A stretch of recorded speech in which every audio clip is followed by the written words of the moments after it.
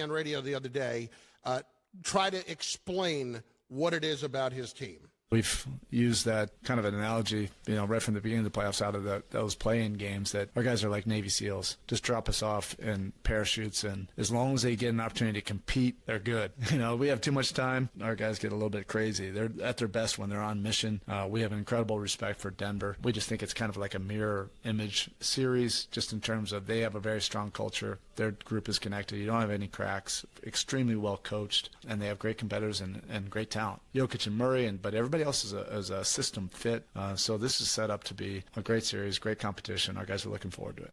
And listen, I get where he's coming from with his team, because that mentality has worked so well for him, and it's made him one of the great coaches that we've ever seen. And, he wins another championship here. And in this kind of fashion, Canty, it definitely puts him in the top 5 of all time. It's not even a discussion at that point. I think, though, the culture, is it replicable? I don't know that it's replicable, Canty. Well, let me say this. First of all, I love that how Spo sets the tone for his team, right? Yeah. Like he's saying, we're Navy SEALs, just drop us off anywhere, we'll get the job done, we'll stay on mission.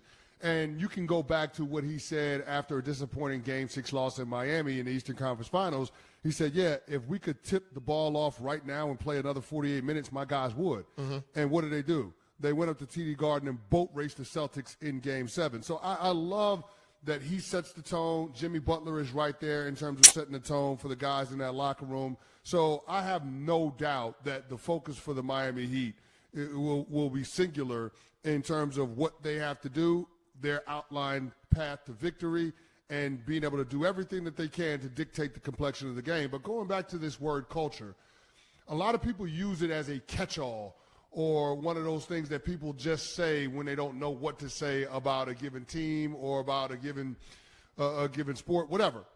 All I'll simply say is this. If you doubt culture is a real thing in sports, how else do you explain what we've seen from the Miami Heat? Yeah. It's similar to what we saw with the 2019 Toronto Raptors, or with the 2016 Cleveland Cavaliers beating the Golden State Warriors. Hell, you can even go to the 2004 Detroit Pistons when they upset my Lakers in the finals. They beat them 4-1. With Shaq and Kobe. How else do you explain that? Like, you can't explain it other than to say that the culture is what lays the groundwork for those teams to be competitive and to play above their skis when it comes to the overall talent base that they're working with against a given opponent. That's why when we start talking about Heat culture and how overblown it is and how much people use it, I think it's a real thing. It's actually something that is tangible. We keep talking about intangibles, but this is something that is actually tangible. Think about how this Heat team got here. They lost their first play-in game against the Atlanta Hawks. They were 3 minutes away from losing against the Chicago Bulls in the second play-in game. They were down 3 with 3 minutes to go in their play-in game, and they found a way to win it. Then they beat the Milwaukee Bucks, the number 1 seed in the East. They take care of their business against the New York Knicks, a top 4 seed. And then they beat the number 2 seed Boston Celtics in the conference finals. How else do you explain the Miami Heat doing what they do if it isn't for the culture? No, you can't. You can't. There's no other way to do it, because logic dictates in every other situation that they would have lost by now. Can't you? They were quite literally the largest underdog entering the NBA playoffs to ever reach the finals. As the playoffs began, after those playing games, there were 150-1 to win an NBA championship. 150-1. Nobody else that has ever been anywhere close to that. Nobody else, in fact, I think has ever been higher than 50-1 at that point.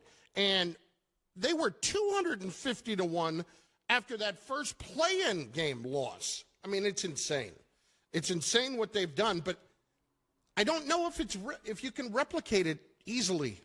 It's something that they have done, and if you're going around the league, culture is the first damn word that you hear in every press conference that every head coach has when they're introduced. And they talk about it. That's great. I think, and you could speak to this more, teams have this.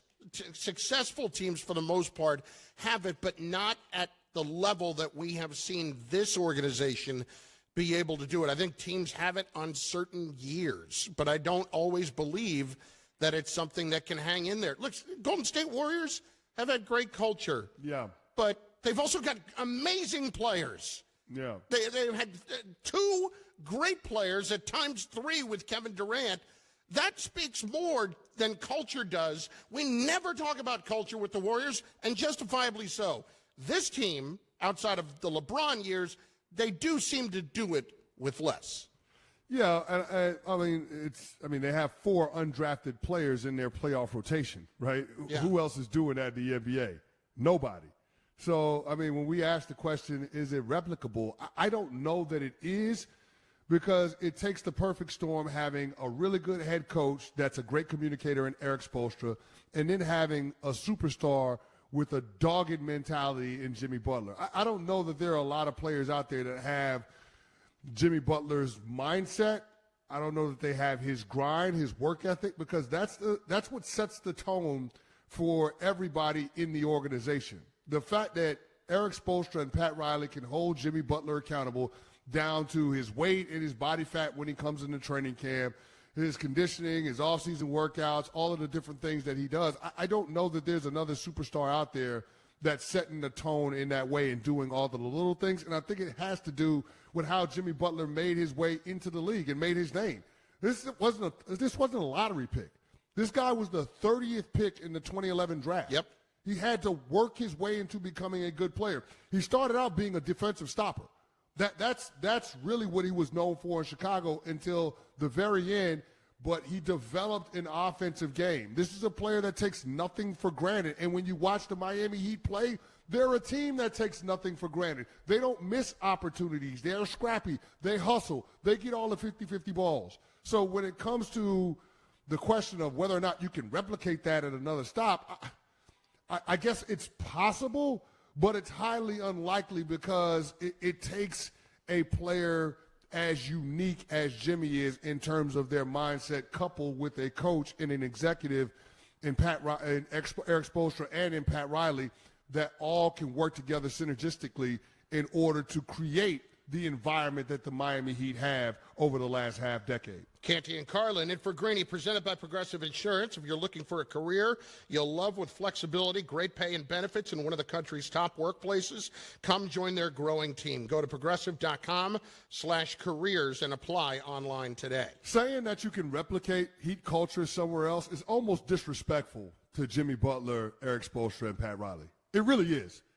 And really, you're talking about 3 individuals that are at the top of the league in terms of what they do. I don't know that you can get that kind of alignment. You can just easily recreate that type of alignment within another organization. Well, for me, the big thing is, like, when you're trying to replicate a culture or replicate what somebody else does, you have got to find your own way to do it. And that's exactly what this group has done. And if anybody else wants to start talking about that, you have to do it your own way and not try to do what everybody else does, because if the words aren't coming from the same people with the same credibility, you lose any kind of credibility, and you have a hard time getting those messages across and setting that tone. Well, to that end, the one thing that Jimmy Butler continues to say is his consistency. Just listen to any soundbite from Jimmy Butler. The word that keeps coming up is consistency. It is hard to be consistent in everything that you do, in terms of how you talk to your teammates, how your mannerisms on the bench, on the sideline, in the locker room, all of those different things, how you work out before the game, after the game. All consistency is the word that keeps coming up with Jimmy Butler. It is really, really hard to be consistent when things are going well. It's hard to be consistent when things are going bad, but ultimately consistency is what wins out for this Miami Heat team. A prime example of it not being easily replicable is when they played the New York Knicks in the second round. And the Miami Heat played exactly the way the New York Knicks wanted to play, and they beat the Knicks at their own game. That's the perfect example of how difficult it is to do what Miami does at their level.